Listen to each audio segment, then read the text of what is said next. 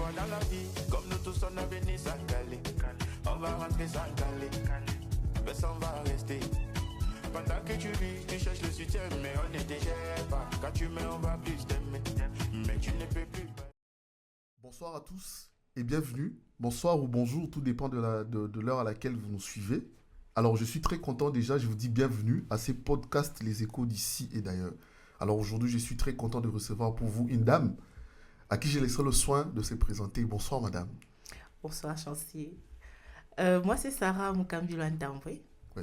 Je suis mariée à un magnifique mari qui s'appelle Serge Emmanuel Ntambwe, Oui. mère de 2 enfants. Je suis aussi contract manager dans une entreprise à Madrid où je vis. D'accord. Et je suis chrétienne, Oui. chantre de mon église. Bienvenue Voilà. Sarah. Merci. Déjà, comment tu trouves ce cadre? Magnifique, vraiment magnifique et une très belle initiative. Merci beaucoup, c'est très gentil. Déjà, je t'invite, comme je te disais, dans les coulisses, et aujourd'hui je le dis devant tout le monde, je t'invite pour qu'on puisse parler du passage, je dirais peut-être la transition entre la vie estudiantine et la vie professionnelle ici au Maroc.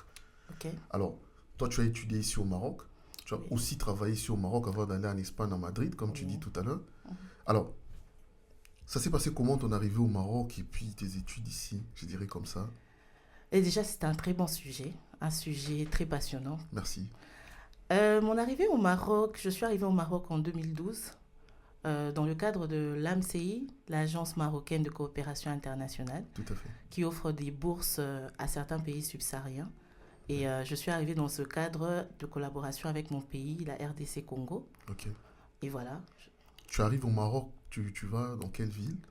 Je suis arrivée au Maroc pour destination Marrakech. Marrakech. Oui. Et quel établissement là-bas? Kadi Ayad, Kadi l'université Ayad. Kadi Ayad, oui, pour Ok. faire le droit. Le droit. Oui. Quel droit? J'ai fait le droit privé. Droit privé Oui. à Marrakech. Tu passes Exactement. combien d'années à Marrakech? Combien Marrakech. d'années d'études peut-être déjà? Ok. Marrakech, j'ai fait 3 ans. 3 ans à Marrakech. 3 ans à Marrakech, le temps d'obtenir ma licence. Ok. Et après, je suis venue à Rabat, À Rabat. oui, où j'ai complété un master, 2 masters. D'accord. Donc au Maroc, tu as fait une licence et un master, Marrakech et puis Rabat. Oui. Alors, comment tu as vécu ton intégration, je dirais, à l'université? Tu sors d'un autre pays, tu arrives au Maroc, le Congo. C'était quoi? Ça demandait beaucoup d'adaptation Ok. parce que le système universitaire est différent, vraiment différent. Au Maroc, j'avais plutôt des cas pratiques. Dans ma formation en droit privé, il y avait des cas pratiques. Il y avait la partie théorique, mais aussi les cas pratiques. Alors que dans mon pays, on était plutôt théorique. Ok. Et du coup, il fallait s'adapter à ce système-là.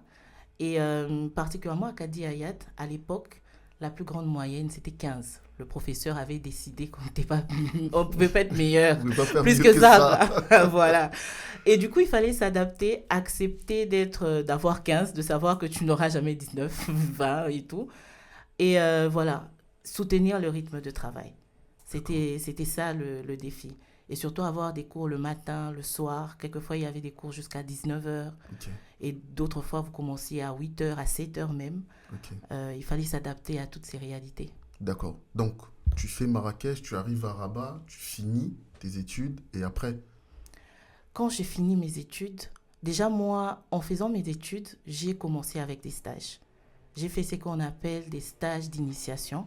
d'accord. Ce sont des stages volontaires. Les stages, tu fais pendant que tu es en train d'étudier ou bien Oui. après avoir fini, obtenu le master? J'ai commencé mes stages pendant que j'étudiais. Ok. Pendant les congés de fin d'année, on va dire à ma 2e année, lorsque nous avions de congés, je pense que c'est juillet, août, que nous sommes en vacances. Ok.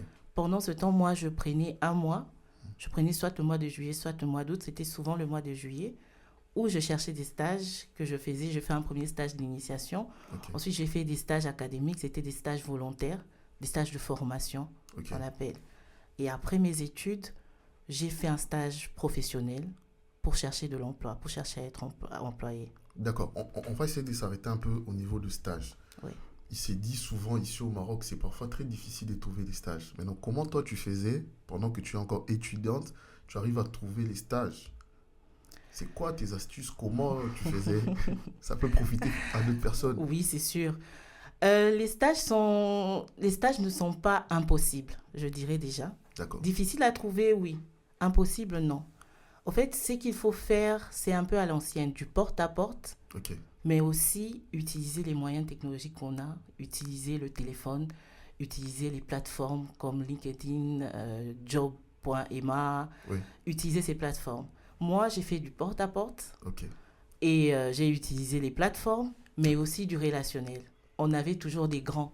Dans Oui. notre communauté, les À Congolais, on qui disait tu pouvais- Mukolo. Oui. Il y avait toujours des yayas comme ça, Oui. des grands qui nous ont précédés. Peu importe le domaine, je demandais, tu connais quelqu'un qui est dans ce domaine? Oui. Et par chance, mon mari, qui travaillait déjà, qui faisait déjà des stages professionnels, Ok. avait eu des contacts et par lui, j'ai fait connaissance. J'ai pu avoir mon premier stage d'initiation. Et l'autre, c'était une autre grande sœur qui avait fait un stage quelque part, qui Je savait. recommande après. Et voilà. Et le dernier stage, je l'ai vraiment eu sur job.ema. Ok. On cherchait des stagiaires volontaires et j'ai postulé. Mais je faisais beaucoup du porte-à-porte. D'accord. Je toquais, je partais avec mon CV. Voilà, je suis volontaire. Si vous avez besoin d'un stagiaire, et voilà. Parfait. Pendant ce parcours, tu fais combien de stages? Pendant ce parcours, avant de finir mes études, j'ai fait 3 stages. 3 stages. Oui. Donc, tu finis tes études avec 3 stages. Exactement. Ok. Comment tu as trouvé le travail ici au Maroc? Je t'ai dit directement, comment, qu'est-ce que tu as fait pour trouver du travail dans ton domaine Dans mon domaine, ici au Maroc? le porte-à-porte. Le porte-à-porte. C'était pas le relationnel, c'était pas les plateformes, c'était le porte-à-porte. La discipline que j'avais, c'était de chercher le travail par tous les moyens possibles. D'accord. Le premier travail, tu l'obtiens où? À Rabat ou à Marrakech? Le premier travail, je l'obtiens à Rabat. Dès que je Rabat. me suis installée à Rabat, j'ai commencé à chercher essentiellement dans les grandes villes, dans les 2 grandes villes, Rabat et Casa. Ok. Je cherchais principalement dans ces villes et mon premier emploi, je le trouve à À Rabat. Rabat. En faisant du porte-à-porte, j'ai toqué, je suis juriste, j'ai fini. Voilà mon CV, je cherche un stage de pré-embauche ou un emploi. Et ils m'ont proposé un stage de pré-embauche et voilà. C'est comme Ok. ça que j'ai trouvé À Rabat. à Rabat. C'est intéressant. Tu as fait combien de temps pour trouver ce travail-là? J'ai fait 3 mois. 3 mois. Oui, 3 mois. C'est exceptionnel. Parce qu'il y a d'autres personnes qui mettent beaucoup de temps quand même, ça il faut le dire. Oui. En 3 mois, Mhm. chercher juste sur Internet, parfois ça ne suffit pas pour Mhm, certaines mhm, personnes. mhm. Bon, je sais pas, ça relève de la chance ou de la grâce, ou bien il y avait une touche particulière que tu avais pour pouvoir trouver le travail carrément en 3 mois. Il y a toujours la grâce. Moi, je pense que dans tout ce qu'on fait, il y a la grâce, mais il y a aussi le travail en amont. Le Comme travail. j'ai dit, avant, j'ai fait des stages professionnels. Ok. J'ai fait des stages académiques, des stages de formation. Ces stages avaient donné un background, ça Oui. m'a donné une expérience. D'accord. Parce qu'on voit souvent sur LinkedIn, on dit débutant, mais on demande 5 ans d'expérience. Souvent, on se dit que c'est fou. Je suis débutant, comment je veux avoir 5 ans? Ces 5 ans, ce sont des stages 5 ans de académiques, stage. Ok. des stages de formation. Ok. Quand tu viens, tu présentes ton CV, que tu as une expérience de 3 ans, 2 ans, même d'une année, Oui. ça fait la différence. Ok. J'avais déjà 3 ans, c'était pas 3 ans pleins parce que ces stages c'était de 2 mois, 1 mois. J'avais plus ou moins 4 mois et demi Ok. d'expérience. Expérience. Et quand tu viens avec un Et tu mets ça en CV, valeur. exactement, Ok. je leur dis que je ne veux pas juste faire des photocopies, je peux lire un contrat, Mhm. je peux faire un acte de société, un acte d'assemblée générale. Parce Ok. qu'il faut dire que j'ai fait un stage chez un notaire, dont je connaissais un peu le secteur public. J'ai fait un Ok. stage dans une entreprise, je connaissais les contrats. J'ai fait un stage dans un cabinet, Intéressant. je connaissais les contrats de travail. Ok. J'avais connu un peu. En faisant les copies, le premier stage, je faisais que des copies, mais après, tu lis un acte notarié. Ok. Tu vas dans un autre, on te dit seulement de faire des saisies, mais en faisant le saisie des noms des salariés, par exemple, des noms du directoire d'une entreprise, tu vois comment l'acte s'écrit. Ok. Et le troisième, on te dit de faire du copier-coller et tu vois comment ça se fait. D'accord. Et comment tu as vécu ce monde professionnel? Tu arrives comme tu es. Je sens déjà que ça c'était quand même. Tu essayais de te vendre un peu, Oui. comme tu as dit tout à l'heure. Oui. J'ai compris hein, Eh dans oui, tes oui. propos que tu Oui. essayais de te vendre. Mais toi-même, comment tu vis ce monde professionnel au Maroc, ce pays étranger, que tu es venu, tu as passé tes études, tu commences à travailler. Tu vis ça comment? C'était un peu de l'inconnu et cet inconnu m'a aidé parce que je ne connaissais pas les règles. Ok. Je ne savais pas qu'on s'arrêtait à 18h ou à 19h, que les heures supplémentaires étaient payées ou pas. Ok. Du coup, ma première année, j'ai donné tout mon temps. Mon premier emploi vraiment, à part les stages que j'avais faits, le premier emploi, J'ai donné tout mon temps. Et comme j'étais très disponible pour apprendre, Oui. j'ai beaucoup appris. Ok. C'était ça. C'était difficile et je me disais que c'est normal que ce soit difficile. Je ne me plaignais pas. Quand il fallait venir à 8h et sortir à 19h, je me disais que c'est comme ça que ça se passe. Ok. Et ça m'a rendu disponible, ça m'a rendu un bon candidat, D'accord. puisque c'est dans cette entreprise où j'ai fait 8 mois que j'ai eu mon premier emploi finalement au bout de 4 mois. D'accord. C'est intéressant. Là, tu es en Espagne, à Madrid. Oui. Tu travailles encore à Madrid. Oui. Je ne sais pas si je dois te demander, je te posais cette question, pardon. Tu quittes comment du Maroc pour arriver à Madrid? Parce que au Maroc, on parle français. Oui. Madrid, c'est l'Espagne, on parle espagnol. Oui. Mais tu arrives à passer de ce monde, là où ça parle français, pour aller là où ça parle espagnol, et tu as trouvé un travail. Comment tu as fait? Encore la grâce, je commencerai toujours par la grâce. la grâce de Dieu, mais aussi l'expérience que j'ai eue au Maroc. Au Maroc, D'accord. il faut savoir que depuis mon premier emploi jusqu'au dernier, j'ai quitté le Maroc avec 5 ans d'expérience. Ok. J'ai quitté le Maroc, oui, avec 5 ans d'expérience. Et cette expérience, pendant que j'étais en train de travailler au Maroc, j'ai commencé à travailler mon anglais. Ok.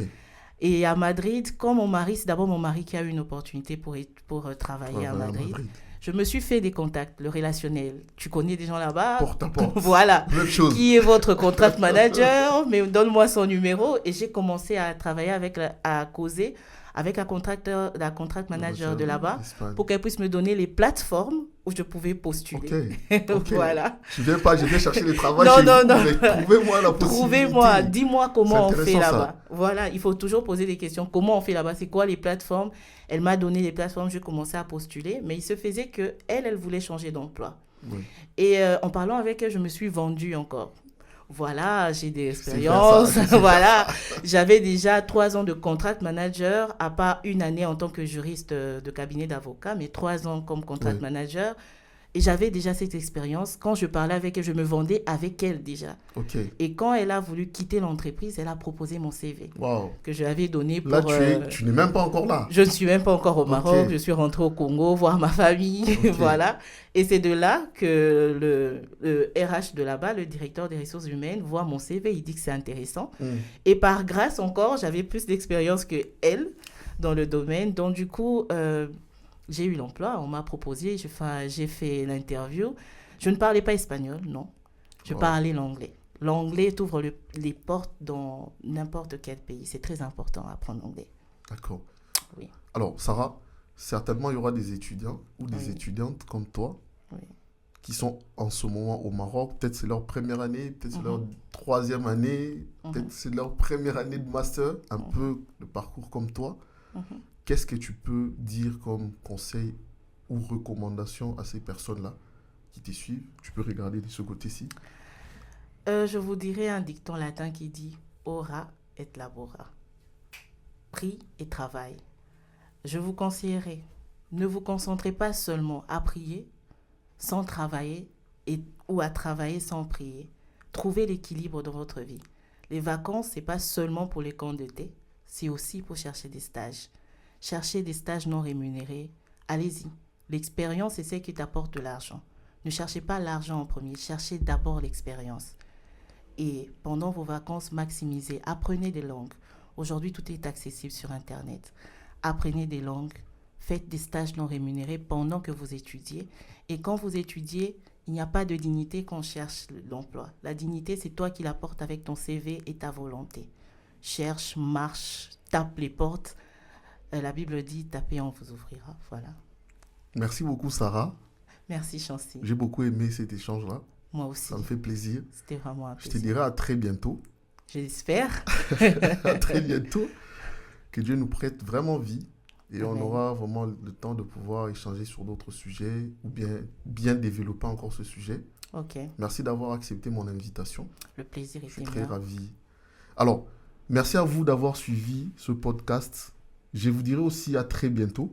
N'hésitez pas à partager à vos proches, à vos amis, à vos connaissances, pour que d'autres personnes puissent bénéficier aussi de cet échange, de ces moments de partage.